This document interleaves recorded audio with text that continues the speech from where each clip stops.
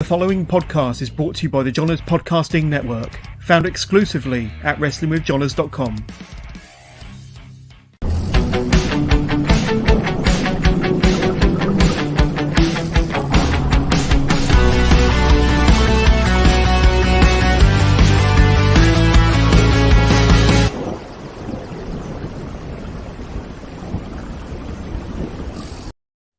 Good evening. We are live once again. Another episode of Wrestling with Johners, episode 264, and I've got an awesome guest for a Monday evening, live across YouTube, Twitch, Facebook Live. Got none other than Mike Bird. Mike, brilliant to see you again. Thanks for coming on the show. How are you doing, buddy?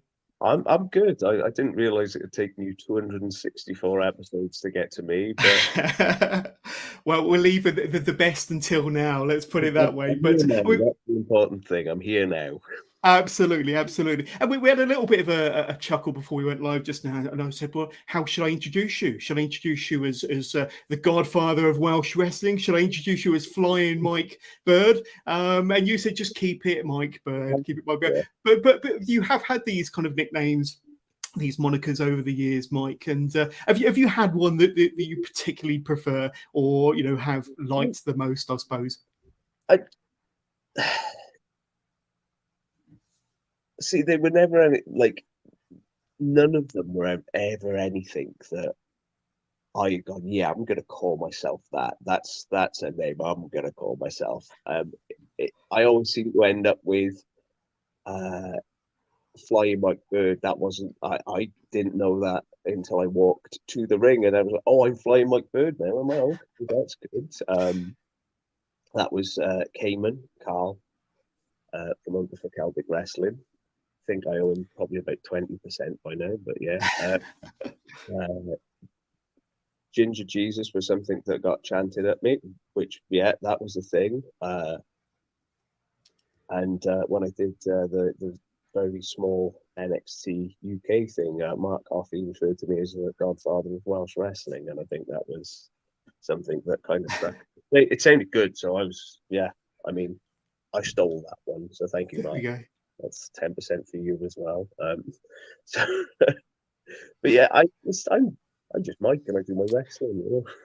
There we go. Well, welcome to the show. And for anybody watching live at home, for anybody that wants to get in touch, if you want to send a question in to Mike Bird, you can do. Just send them through to us using your chosen device, and they'll ping through to us. We'll do our best to answer them during the course of this broadcast. But Mike, first of all, I have to talk to you about progress first of all, because we first met each other at the Tram Shed beginning of last month. The day after the big WWE show, and they had their a golf, was it Wrestling Golf Madrid in that order, or some wonderful name that Progress likes to use? And say you'd had a wonderful match with Danny Black, but it does actually bring us to our very first question that came through before we went live from Richie via Facebook, and he says, hey Mike, welcome back to a Progress Ring. How are you feeling, and how were your emotions before your return to Progress in Cardiff last month? So I think it had been probably 4.5 years since your last appearance in a Progress Ring, and there you were, South Wales in Cardiff. How did it feel? And like I say, Rich is asking about your feelings and your emotions before stepping through them curtains last month in the Tram Shed. I think I'd be lying if I said anything other than it felt great. There's something special about wrestling in South Wales, Cardiff in particular, for me, because I've been doing it for a long old while. But no, it was just something special. There was just that whole weekend. There was just such a great positive energy about just wrestling in general. It was a bit of a wild weekend, and it was just phenomenal. It was great. Good. And you faced Danny Black, like I say, a very exciting young talent that's really kind of captured my kind of attention as a wrestling fan, certainly over the last year, 18 months. But it was your first time working, Danny, wasn't it? And like I say, you had a great match between the two of you, two contrasting styles. But give us your thoughts back to that match, because it is available on the WWE Network and on Progress on Demand. But thinking back to that match and working such an exciting young talent must have been a good feeling for you. Well, initially it was supposed to be me and Dean Allmark, which I think is not just mine, but a lot of people. Look, I don't want to say dream match because, you know, it sounds very egotistical, but I think a lot of people's interest was piqued in that match because me and Dean have very similar styles, and I think a lot of people were sort of looking forward to seeing what happened there. Unfortunately, Dean had to pull out, and although an entirely different wrestler, I think Danny Black was probably the best person for that situation, best person for that match. If you couldn't get Dean Allmark, there's no point in trying to get a Dean Allmark substitute. You have to get somebody that is one of the best in their own genre of professional wrestling. And Danny Black is just brilliant, isn't he? He's I mean, he's just phenomenal. And having known him for quite a few years, just seeing how he's coming along, it's really a joy to watch, and to get to wrestle in this even better. Yeah, absolutely. And I mean, since UK wrestling came back last summer, there's been this whole plethora of fantastic, exciting young talent that have really come to prominence in 2021 and 2022. And you wrestled a fair few of them, Danny Black in particular. There's been there's Luke Jacobs, for example. I do have a list, but let's have a quick. Me and Luke Jacobs haven't actually wrestled yet. Because you were advertised to wrestle him at one point, weren't you? Yeah, obviously that was unfortunately that was postponed. It was for Modern Nomads. That was the event was postponed. So don't worry, yeah. I think we'll get that match sooner. I'm sure that'll happen. But the likes of Tommy Kyle, for example, Harry Singh, Will Cruz, Charles Crowley, some fantastic up-and-coming talent that's really kind of rose to prominence over the last year or so. And just to kind of demonstrate your point, kind of coming out of lockdown, it must be exciting for yourself that's, you know, wrestled for a number of years now, to see these young talents come through and to get a chance to actually work with them, certainly over the last 12 months, Mike. Oh, all of the new lads. Bring me all the new lads. I'll wrestle them all. I love it. It's it's great because I remember when I was at their stage of where they are in wrestling, or they've been wrestling for however many years, and I sort of see a lot of that excitement and remember it in myself. But I don't think I necessarily had a lot of people that were mentoring me, and that's one of the things that I try and do, is just help people where you can and help them improve themselves, because ultimately the better they are, the better they'll be able to make other people, and the better everyone is, the better the scene is. That's the goal, hopefully. Yeah, 100%. And I was going to touch on Dean Allmark, Dino, because I think that would have been your first outing with Dean. That would have been in the Tram Shed last month. Of course, Danny Black was a fantastic replacement there. But I'm surprised, you know, considering, you know, the length of his career and your longevity, that you've never actually faced before. Is that correct? No, it's...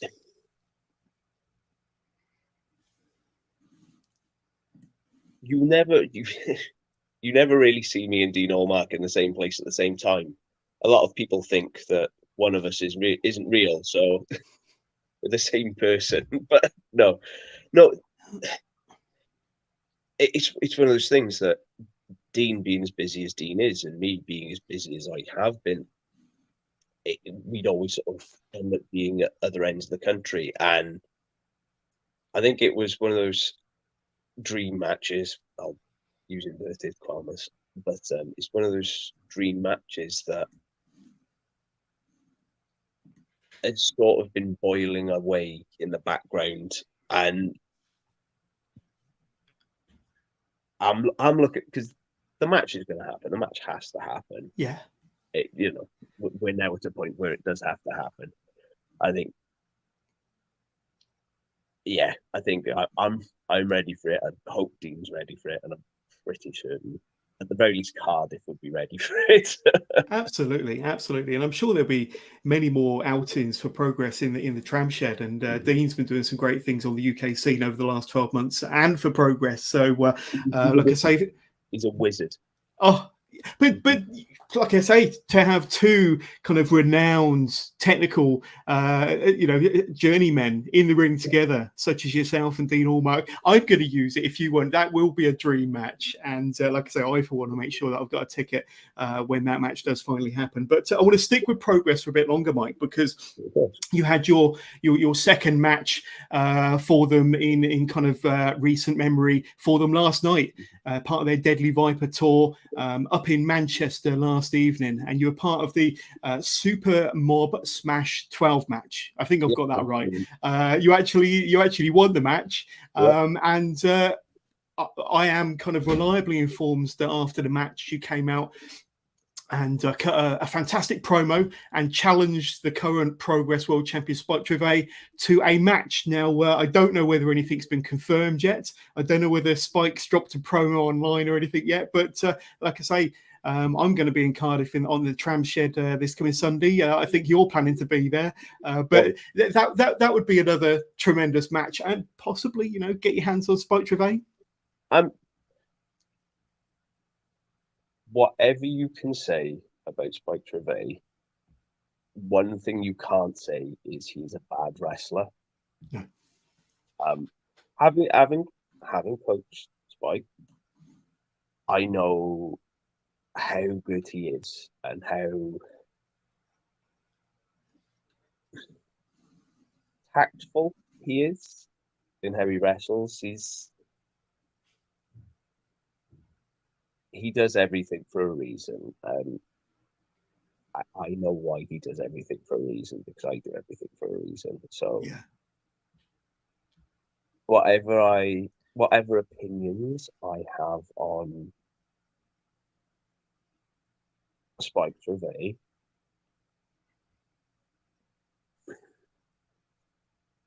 I can't say he is a bad wrestler. He is where he is. He wouldn't be where he is if he was a bad wrestler. He is one of the best in the country, if not the best in the country. Yeah. You don't get to the top of the pyramid by accident. It's you have to be good enough to be there, because if you aren't, you'll get found out. And he's there. So Absolutely. And like I say, I think the last 12 months he's demonstrated that he is one of, if not the best wrestlers in the UK. And he's certainly proving that as the world champion for Progress. And like I say, you've laid out your challenge, Mike. We'll see what happens on Sunday, but I suppose you have to be there in the tram shed in Cardiff. I'll be there. Yeah. Absolutely, and I'll be there to witness whatever goes down. But I want to talk to you about the last 12 months or so, because since UK wrestling came back, July, August 2021, you've been kind of part of the scene, very much part of the scene. But what was your mindset and kind of thought process coming out of lockdown, knowing that you've got your return matches all lined up? Did you come out of lockdown with a particular mindset, or where was your head at before you made your return last year?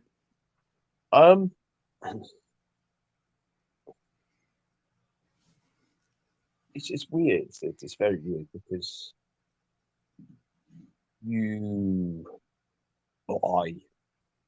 I can't speak for anybody else, but I particularly second guess myself quite a lot, and it's not necessarily a good trait all the time, and sometimes it can be. But I think coming back, I was always second guessing myself, sort of leading up to coming back, because you've had 2 years of not wrestling, and luckily we were able to open the school again, thanks in no small part to my wonderful other half and boss, our manager at CATCH22, Paige. We actually managed to sort of open the school, and we were following incredibly stringent COVID protocols with regards to like how we could train and this, and she was following every guideline, and we were having to stick to that. So it was quite hard, because as a wrestler and as a coach, you have a set way of doing things. We do this, we train like this, and we mix things up, and you can't do that. It's taken away from you because you have to follow this. And I understand why you have to follow all of these guidelines. It was the right thing to do at the time. But it was hard sort of going back to coaching and then going back to performing in front of people. Yeah. You think, oh my Lord, how do I do that again? You know, how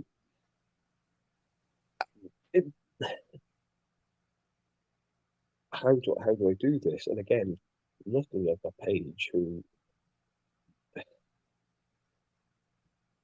won't mince her words and will give you a kick up the arse and say, well, no, you know what you're doing, you know how to do this, just do it.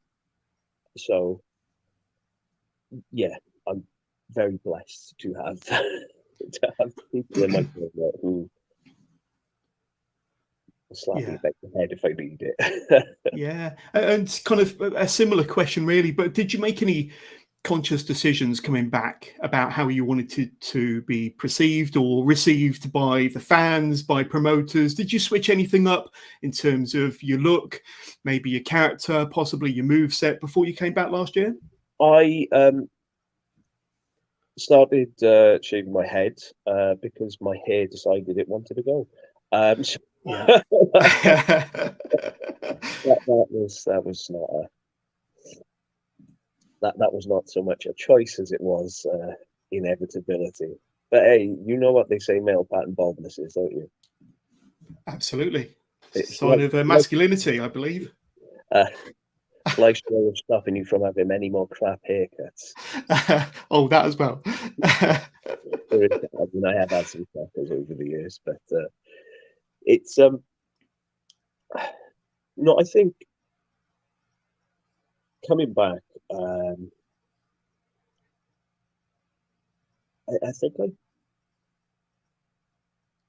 I thought about just how I wanted to wrestle and what my strengths are as a wrestler, and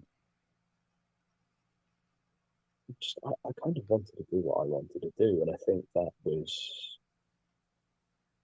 one of the things that coming back.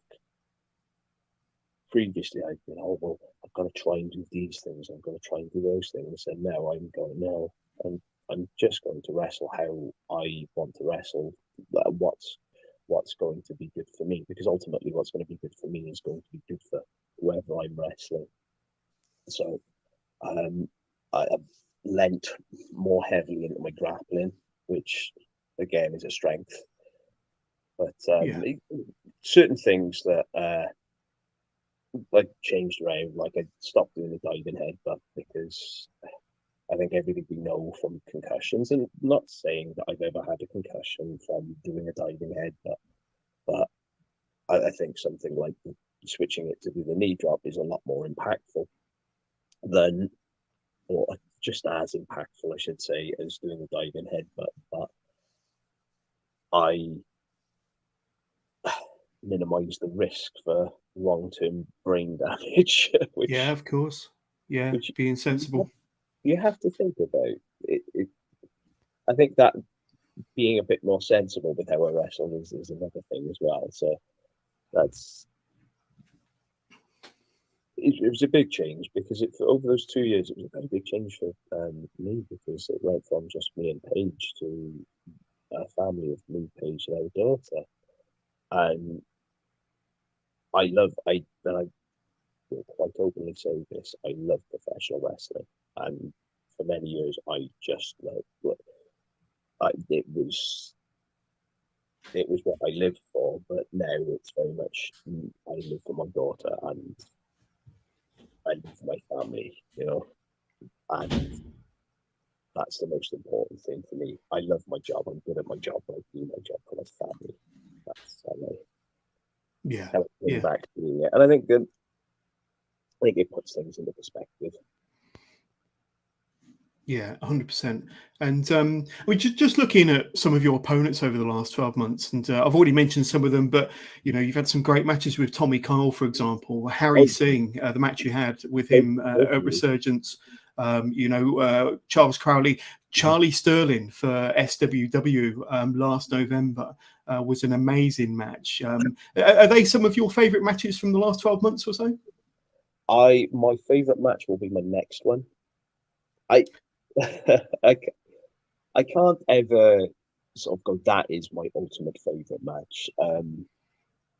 There are some that stick out. All of those lads are fantastic in their own right for different things. I think, like with Charlie, me and Charlie are always trying to outdo each other and trying to top each other, and he has probably the second biggest set of lungs in the country, so it's very hard to keep up with Charlie. But no, he's fantastic, and getting to wrestle Harry a few times was good, and it was good to wrestle Crowley again to see how he's grown in the youth since I've wrestled him previously. And Tommy Kyle, it's just it was nice to have two very different matches with him, and it's very hard to sort of turn around and say, oh, this is my favourite. But I think I'm quite blessed that I'm wrestling so many good opponents. People seem to be almost gifting me here, work with this fantastic wrestler, here wrestle this fantastic wrestler. I seem to be quite blessed with that. So, I mean, I can't say, I would be remiss to say if any one of those, or any of the matches I've had recently or opponents have been my favourite. One of them is my favourite, and I will let them guess amongst themselves who Absolutely. But I mean, like I say, I'm sure that being in the ring with yourself gives them the opportunity to really demonstrate what they're capable of, and gives them the opportunity to really step it up. But just sticking on the subject of Welsh wrestling in Cardiff. I was going to say before, no, it's not so much them having to step it up. I always feel like if I'm wrestling somebody, I'm the one that has to sort of step it up, because I don't put myself on a pedestal. And like I said at the start of this, I'm just going to do my wrestling, and I work really hard on my wrestling, and I love what I do. But if I don't step up for whoever I'm wrestling, what's the point in doing it? Yeah, it's not on any of these lads to try and step up. No, honestly, I mean, it's on me. It's on me to step up and try and match their enthusiasm and match their love for this. It's on me. It's not on them. Great point. So we've had Alex get in touch via YouTube. What were your thoughts on WWE doing a stadium show in Cardiff, Wales? You mentioned earlier that lately there's, you've had some great promotions from around the UK hit Cardiff that weekend, ICW, Progress, TNT, and of course WWE. Being a South Wales boy, must have been a thrill to have had the wrestling world kind of congregate on Cardiff. What were your thoughts and your feelings, especially about having the big show there? Oh, it was just nice for everybody to find out what we already knew, that, you know, Wales is wrestling country. Yeah. But no, oh, it's wonderful. It is wonderful. There always, there does tend to be this tribalism in wrestling that, oh, you know, we like this company, we like that company. I like wrestling. You know, I just like wrestling. And for one of the biggest wrestling promotions to come to Cardiff and go, look, and treat Cardiff and treat Wales with as much love and respect as they did. Yeah. It was wonderful. It was absolutely wonderful. Yeah. The atmosphere that weekend was, you could cut it with a knife, as they say. It was absolutely buzzing, especially walking down, you know, the high street Saturday afternoon on the way to the stadium. Just the whole place was absolutely rocking. But it was like an international rugby match, wasn't it? It was the same sort of feeling as the final match of the Six Nations. You know, it's just something special about Cardiff on game days, and got that same vibe for the whole weekend. Nothing like that. It's wonderful. Yeah, the atmosphere was absolutely amazing. And like I say, the atmosphere inside the stadium that afternoon was incredible also. Really, really good. Shout out to Cardiff for that weekend. Phenomenal. Another question that came through before we went live, Mike, and from Jake Pugh, friend of the show and renowned ring announcer. Who are Mike's biggest influences growing up watching wrestling? So we haven't touched too much on your wrestling fandom, but were you influenced by the technical guys or by the smaller guys? Who did kind of catch your imagination and maybe influence you to one day become a wrestler yourself? I think it's an ever evolving process. I like to think I'm still growing up now. One day I'll finish growing up. Never. Don't. But as a child, it was Bret Hart. It was Bret Hart, and that was that's something that has never changed. I do think that Bret Hart is the sweet spot of all wrestling. He's a great hold for hold wrestler. If you need, he gets the sport of professional wrestling. And a lot of people sort of will turn around and say, "Oh yeah, but Bret wasn't a good interview." Really, really, are you just saying that because other people on the internet said that? No, Bret Hart was a great interview. Yeah. If you watch some of his interviews, you just believe, and that's ultimately it. If you believe in someone, then they're great. So Bret has always been a great influence, like the biggest influence. But then over the years, you see a lot of Japanese wrestling you sort of get exposed to. So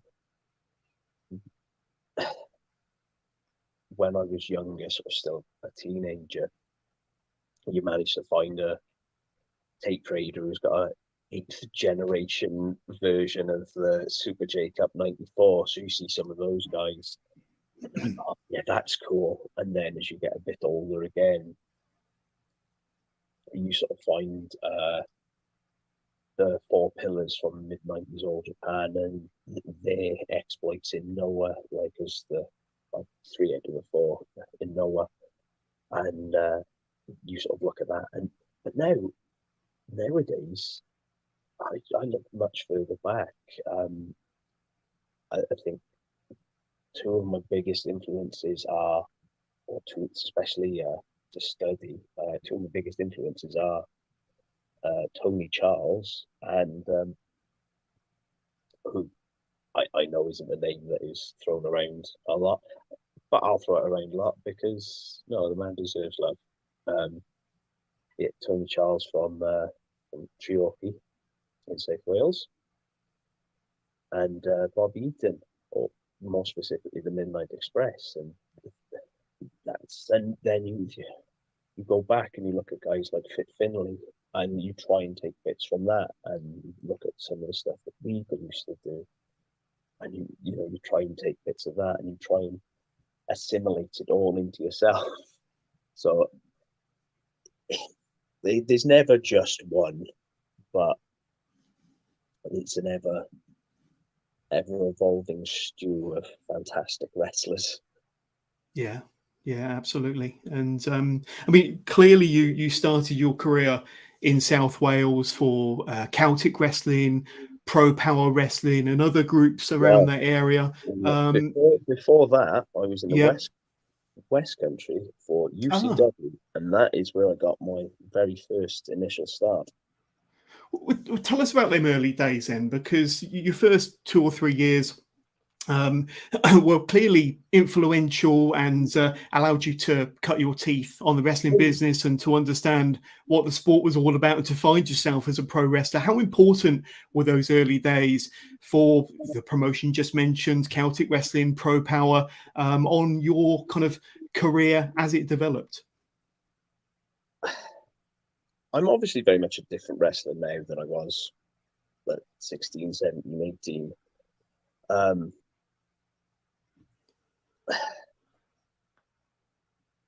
It's a weird one, because I think in some ways I was blessed to have that, because I could be crap away from people's expectations, and I could learn stuff and pick it, sort of, or pick people's brains as you're working hitherto and yon in small mining towns in South Wales.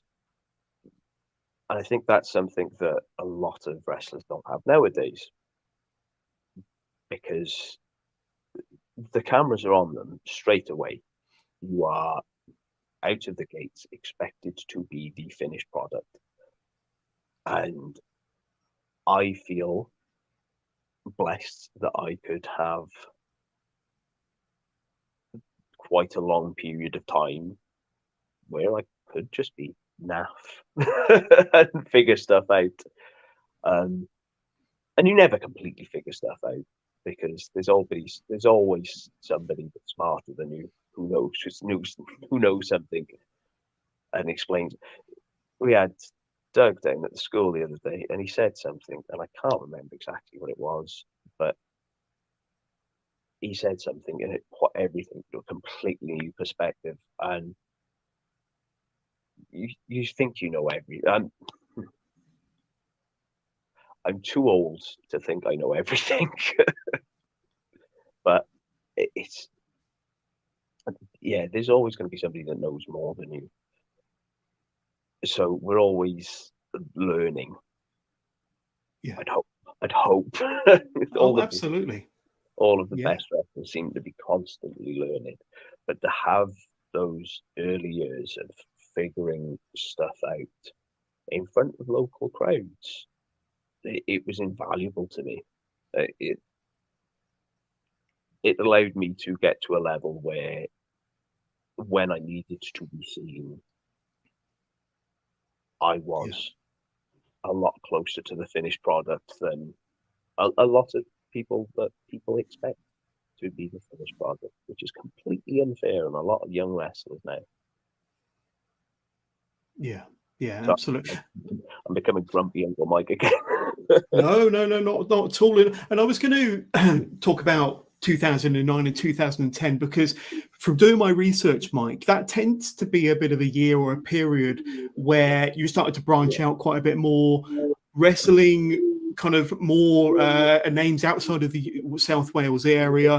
One name kind of pops up quite a bit in that time zone is Joel Redman, who you had quite a few battles with in 2009, 2010.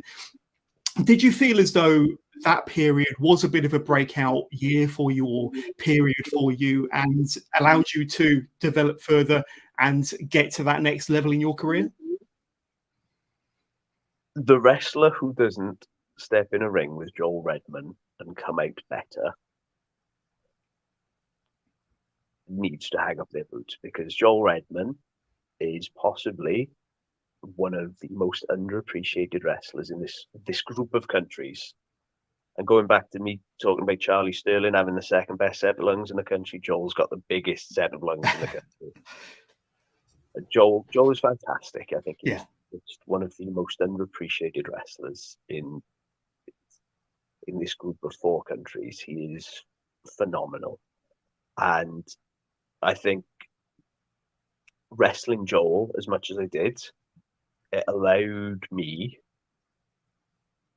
I think we were given enough free reign to sort of kind of do what we wanted to do, but we also knew we had to do what we needed to do. And I think that was one of those things that pushed me as a wrestler. And I think, again, if you set foot in a ring with Joel Redman and don't learn something or come out better for it, you just are in the wrong profession. Yeah. 100%. And we've had Joel on the show, and I've seen Joel perform many times over the years. He really is one of the best.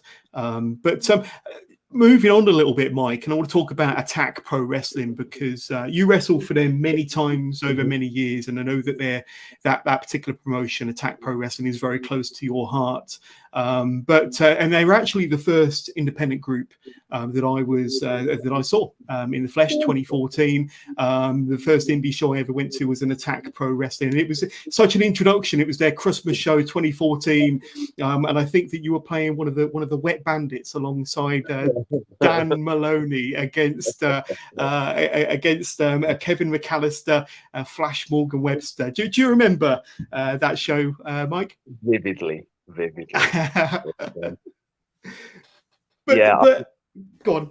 I always find myself, I have this ability that a lot of people view me as a very serious wrestler, and I do my serious wrestling and I do my hammer locks and I'll put a headlock on, and sometimes I pretend I'm in Home Alone, and it's just wonderful. Absolutely. But I mean, Attack Pro Wrestling was groundbreaking, wasn't it? And I think underappreciated for what it did back in the early 2010s through the mid 2010s, in terms of the fun that the talent were having, the fun that the audience were having, and the different type of shows they were putting on. Let's be honest, some of the best talent in the UK that have now gone on to become household names, the likes of Pete Dunne and Eddie Dennis and Mark Andrews, yourself, Wild Boar, and so many others, Nixon Newell. But give us a quick overview as far as your experience and your journey with Attack Pro Wrestling, because, like I say, they do go under the radar as being quite underappreciated for what they did for BritWres during the time. I think very initially, it was just a bunch of mates who all happened to be very good wrestlers. We all just wanted to wrestle more. That was it. And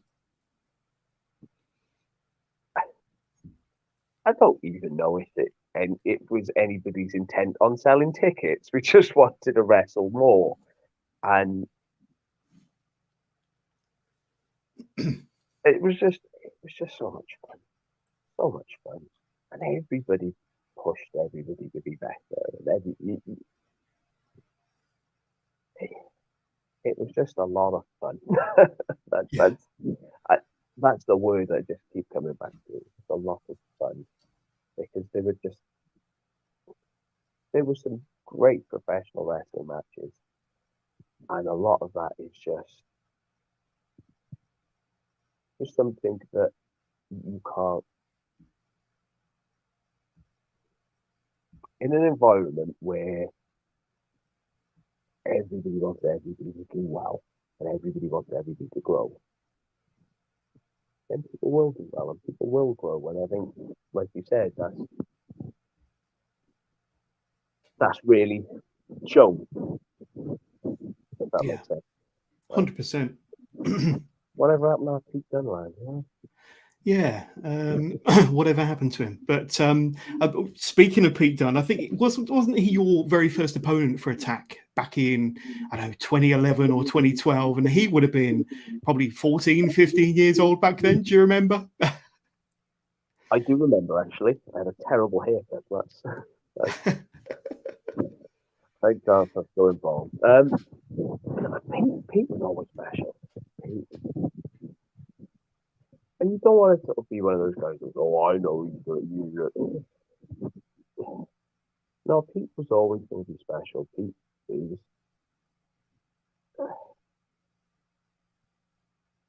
Pete was one of the most dedicated people to professional wrestling. Full stop, bar none. Pete Dunne, on any day of the week, you could make an argument that he is the best professional wrestler in the world. If that's what Triple H wanted, then everybody would be able to see that Pete Dunne is arguably the best professional in the world.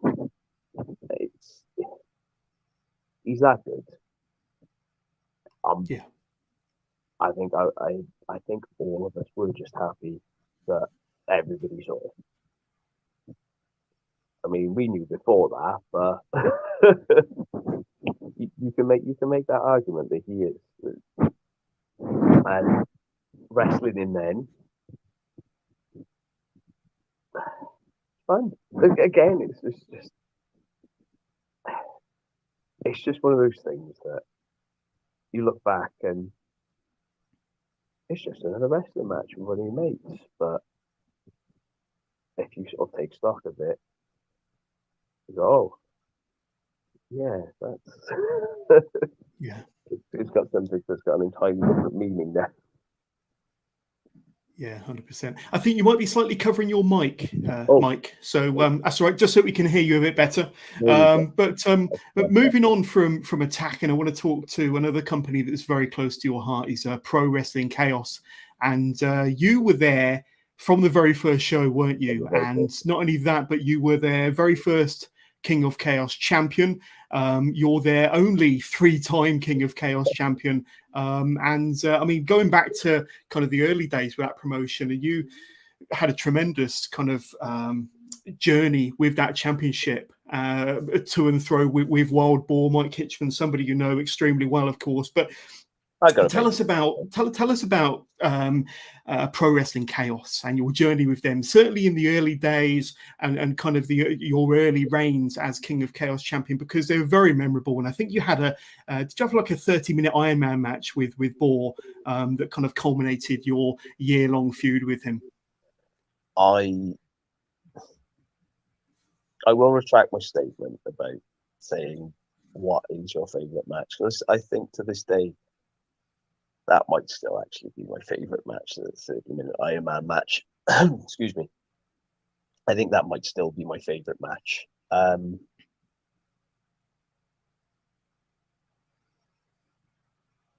They were the first place to really go, here's the ball, run.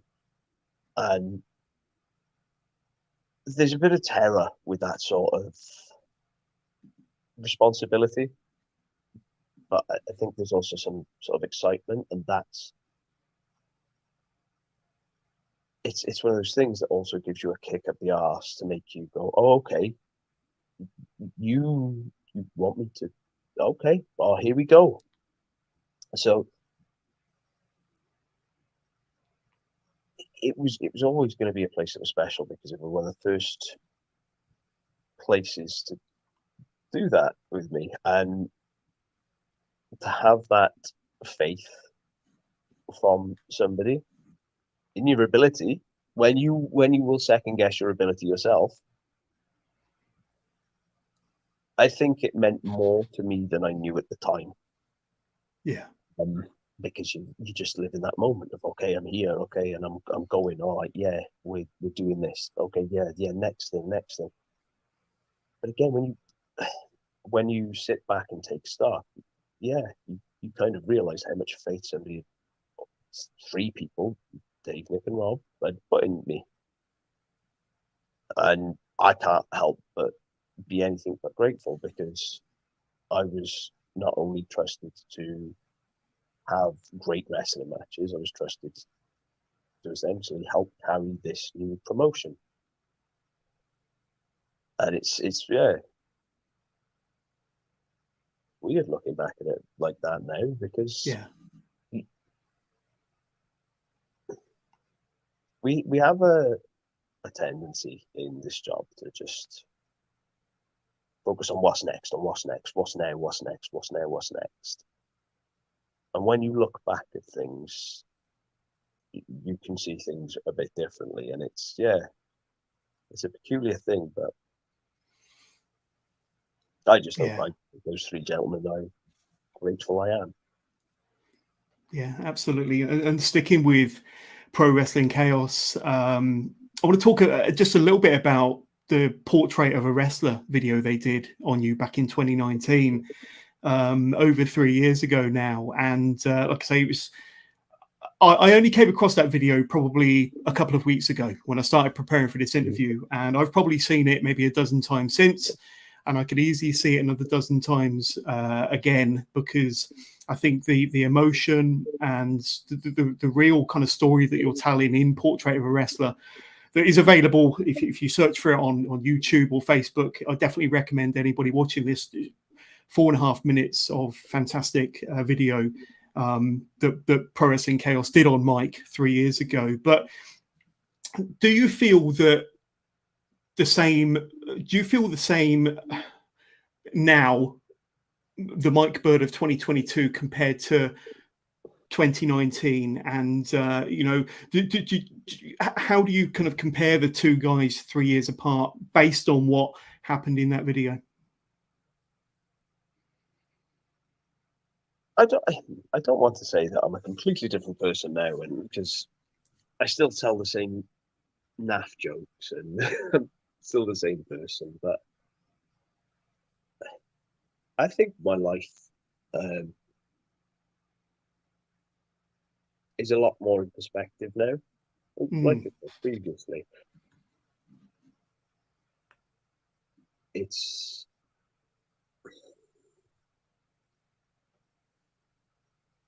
I genuinely think, personally, I'm the happiest I've ever been in my life. Even if I do have a 2-year-old psychopath that wants to run around and play all day. Sorry, all 2-year-olds are like that. Okay, wonderful. It's nice to know that I'm not alone. You're not alone, honestly. But I have a partner who's the most supportive human ever, and she doesn't just support on the sideline. She's not a cheerleader. She's a general. She's she's in the trenches with you. She's telling you what we need to do to have somebody that driven and that caring. Yeah, it's just the best. And I think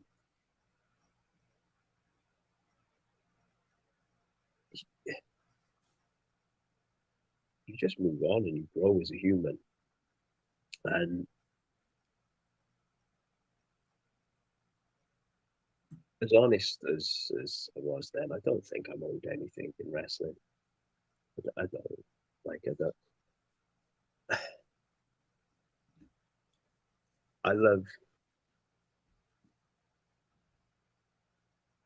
I love this job. It's wonderful. Yeah. But yeah, I'm not owed anything. I'm blessed to be in it. I'm blessed to have this wonderful job where I get to wrestle so many talented people, and I get to come home and go to baby club with my daughter and sit at home and plan world domination with my wonderful other half. I don't think we're going to go for total world domination yet. Might take over a small portion. Absolutely. I think as much as I was honest then, I just think I got my head screwed on a lot better now. Yeah. And a lot's happened in the last 3 years, with everything we've all gone through, and obviously personally, a lot of great things have happened to you over the last 3 years. So, do you think we've got the best version of Mike Bird in 2022 with all of your experience and knowledge, having been in the business for I think it's about 17 years now, maybe a little bit longer. But do you think we've got the best version of you now that you've kind of fully, I don't know, fully matured as a wrestler? Is that the right way to put it? But how do you feel kind of you are as an all-round performer?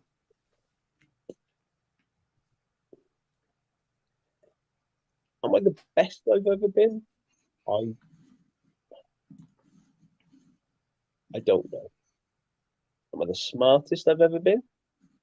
Yeah. And I think that's the most important thing. Because being at your best, but also stupid, is not the most winning combination. But being at your smartest and knowing what to do and when to do it and why to do it, most importantly, that's where I'm at now, I think. Yeah.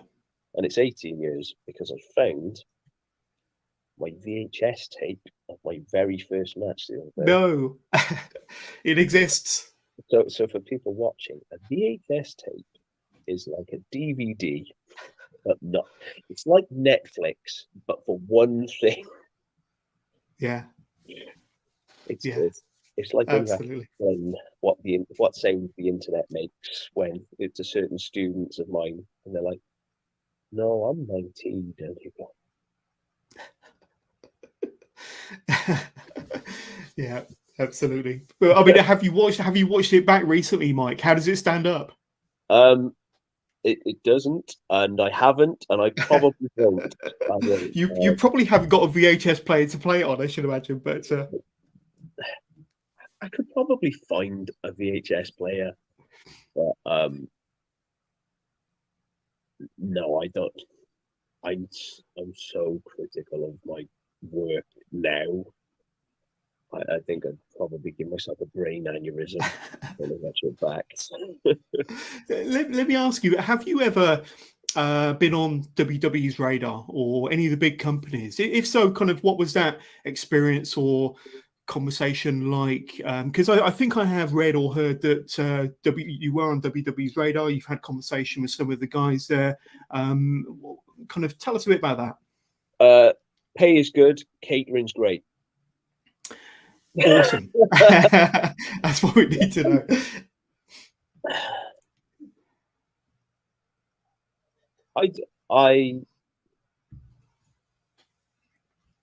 I quite possibly was on.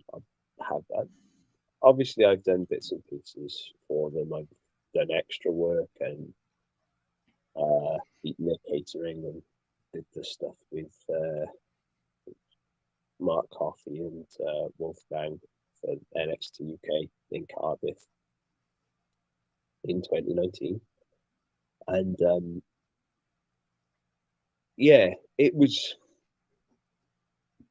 They were all wonderful experiences. They were great, incredibly stressful, but they were great experiences, and it shows you how different wrestling can be here and there. There's such a big, well-oiled machine. It's just you walk into that world and you're like, okay, you've come a long way from Martin Social Club, you know. it's fun, and getting to pick the brains of people like Shawn Michaels and Robbie Brookside and William Regal,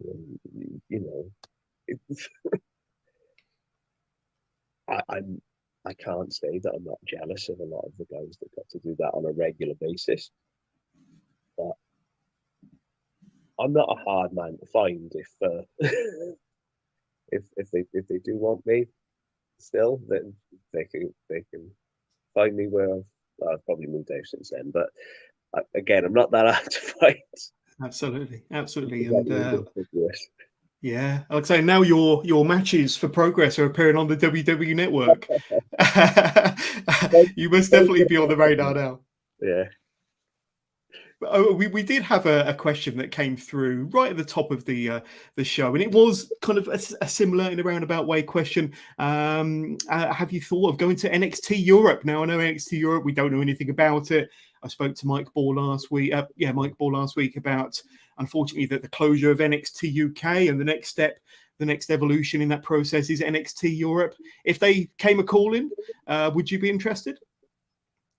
Yeah. It'd be silly not to. Great catering, you said. You know what? It was really good. I think it's completely daft that anybody sort of turns around and says, "Oh well, no, look, if somebody wants you to work there, or somebody wants me to work somewhere, then of course I'm going to entertain that offer." Do I think I deserve to go there? I don't think I deserve to do anything. I mic and I do my wrestling. If NXT Europe pops up and they're interested in me, do I get to wrestle? Wicked. That's Happy I mic days. and I do my wrestling. That's what I'm about. Absolutely. Go on. Red Pro. That's, I'm gonna say, if Andy would like to use me, amazing. If he doesn't, it's not the end of the world. That's No. completely his decision to make. He's got a lot of fantastic wrestlers on, and I'm sure he's slightly more concerned with them than he is with me at the moment. But if he wants to get in touch, he's more than welcome to. If he doesn't, that's absolutely fine as well. There we go. Well, we've put it out there in the universe now, Mike. So who knows what might happen? Who knows? I want to talk about CATCH22 Pro now, because you're the proud founder and head coach at CATCH22 Pro. Tell us about. I think you briefly mentioned it earlier, but that was something that started during the pandemic, I understand. But give us your kind of thoughts or inspiration behind starting your training school. So I have obviously was coaching back in South Wales, but having met my wonderful long-suffering other half, the decision was to move up here, and we noticed that there was at that time a lack of quality training in the area, and we both decided that we'd give it a go. I fancy myself a decent wrestling coach. Some of the wrestlers I have produced seem to have done all right, so it just seemed like the logical thing to do. If there's a lack of quality training and quality coaching, as there was at the time, then you have to supply it. And I feel personally, it's my duty to make. I think it's everybody's duty, and it's everybody's duty to leave wrestling in a better state than when you found it. And I think a lot of people have that mindset, and Paige especially, who is again the biggest driving force behind any and all of this. In fact, you should probably do the interview with her. Take my I'll get her on next week. She's the biggest driving factor behind this, because as much as I am a very good wrestling coach, we need it to be more than just, this is a hammerlock, this is a headlock, this is why we're doing this. And of all the guys that we have with us now, we make sure that they are living up to their potential, because there are some amazing wrestlers. Tommy Lawrence, Callie Gray, KM Lane, Jake O'Grady, Jack Kent, just to name a couple, who, we are really, really proud to have training with us. And it's, I'm going to feel terrible now because there are going to be so many people that I've missed out, and I'm going to feel bad. But there are so many people that are starting to really get out and about on a lot of the cards in the country, and we just want to make the best wrestlers possible. We just want the wrestlers who train with us to be the best wrestlers they can possibly be, whether it be through us, making sure that they're getting the best kit. Shout out to Cherry. Making sure that they've got a safe place to learn, making sure that they've got the equipment they need, making sure that we're running events that are, or events, excuse me, that we're running events that are as much a learning exercise for them as they are a live card for the audience. It's our way of trying to help these guys who have invested their time in us, and we just want to make sure that we're giving it back to them, and that we show everybody just how bloody good they are. Yeah, 100%. I say, like, proud old dad. Well, and so you should be, and you mentioned there that you do run live shows, academy shows, and I think you've got a card coming up soon, and so you mentioned Tommy Lawrence going up against the aforementioned Spike Trivet, your Progress nemesis, of course, but that will be happening, I think, later on this month, if I'm not mistaken, but that's going to be a fantastic card and a match to look forward to. The 30th of October, yes. One of the things that we strive for is pushing our wrestlers to be the best they can be. And if you're not giving them the best opponents, then are they truly going to be the best they can be? Are they going to learn? And the answer is no. If you're not doing that, then they're not going to learn as much as they can. So having, again, arguably the best wrestler in the country against one of the most exciting, dare I say it, just wonderful young athletes, it's a no-brainer. And look at him, he's just handsome, isn't he? That Tommy Lawrence. A handsome young man. 100%. That's good. That's good booking by Paige. Absolutely. And where do your academy shows, where do your shows take place then, Mike? Out of Folks Gym. We're lucky enough to we run out of Folks Gym in Gravesend. Here in sunny Kent. It was raining today, but it's not sunny.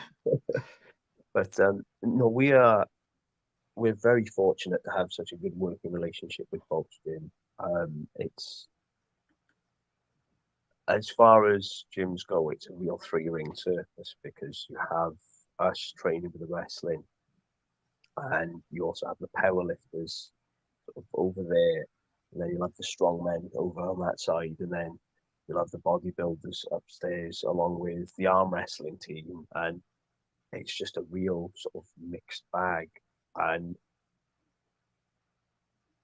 everybody seems to, like, everybody respects everybody's discipline. It's just, yeah, it's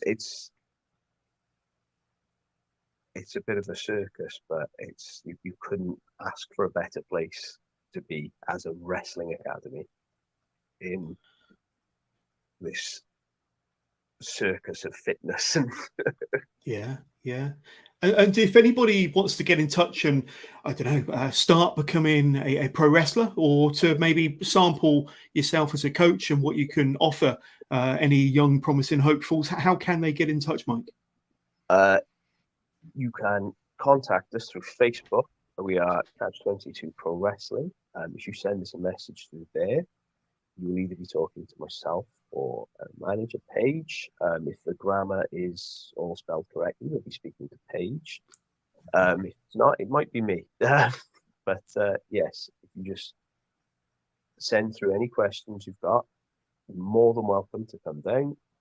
All we ask is that you're over 18 and just sign a quick medical form. That's all we need, and you're more than welcome to join us.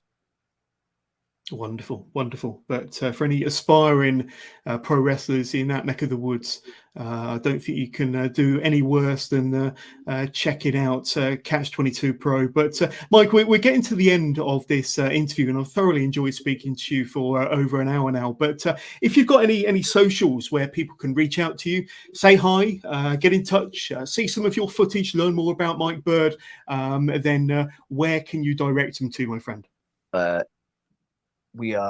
I am at Flying Mike Bird on Instagram. That's the only real one I do. So yeah, I've got that running across the bottom of the screen. I did find an old Facebook page of yours, which shows. Let's see what it is. Facebook.com, Mike Bird Made in Newport. So I don't know if you use it very much, but that could be another way potentially. It's the best way to just see my stuff is probably Instagram. Absolutely. That's probably the easiest way. I'm not a great technology user, but I do try. I promise I do. Absolutely. Absolutely. Your Instagram page is fantastic, and I recommend anybody to go and check that out. But Mike Bird, it's been amazing speaking to you for the last hour and 5 minutes or so. I hope you've enjoyed this experience with myself. But I look forward to seeing you back at the Tram Shed on Sunday, my friend, and quite possibly a match you'll be having with Spike Trivet. Hopefully, we'll be having a match with Spike Trivet, and hopefully it'll be a celebration. 100%. But Mike Bird, thank you so much for your time, my friend. Thank you for having me on, John.